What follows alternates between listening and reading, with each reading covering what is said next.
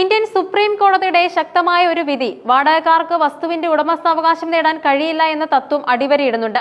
വാടക വീട്ടിൽ 5 വർഷം താമസിച്ചാലും 50 വർഷം താമസിച്ചാലും വാടകക്കാരൻ ആ വസ്തുവിന്റെ ഉടമസ്ഥാവകാശം ഉന്നയിക്കാൻ സാധിക്കില്ല. സ്വത്തുടമകൾക്ക് വലിയ ആശ്വാസം നൽകുന്നതും നിയമപരമായ അവകാശങ്ങൾ സംരക്ഷിക്കുന്നതുമായ ഒരു ചരിത്രപരമായ വിധിയാണിത്. ഒരു വാടകക്കാരൻ വസ്തു കൈവശപ്പെടുത്തുന്നത് ഉടമയുടെ അനുമതിയോടെ മാത്രമാണ്. അതിനാൽ വസ്തുവിന്റെ ഉടമസ്ഥാവകാശം കൈവശം വെക്കുന്നതിനുള്ള പ്രതികൂല കൈവശാവകാശ നിയമം ഇവിടെ ബാധകമല്ല. നിയമപരമായ അവകാശം ഉടമയ്ക്ക് മാത്രമാണ്. വാടകയ്ക്ക് താമസിക്കുന്ന കാലയളവ് എത്ര ദൈർഘ്യമേറിയാലും വസ്തുവിന്റെ നിയമപരമായ അവകാശങ്ങളും ഉടമസ്ഥതയും യഥാർത്ഥ ഉടമയിൽ തന്നെ നിലനിൽക്കും. ഉടമയ്ക്ക് എപ്പോൾ വേണമെങ്കിലും നിയമപ്രകാരം വസ്തു തിരികെ ആവശ്യപ്പെടാനും അത് വീണ്ടെടുക്കാനും സാധിക്കും. ദീർഘകാലമായി വാടകയ്ക്ക് താമസിക്കുന്നവർ ഉടമസ്ഥാവകാശം ഉന്നയിക്കുന്ന നിരവധി കേസുകൾക്ക് ഈ വിധി അറുതി വരുത്തും.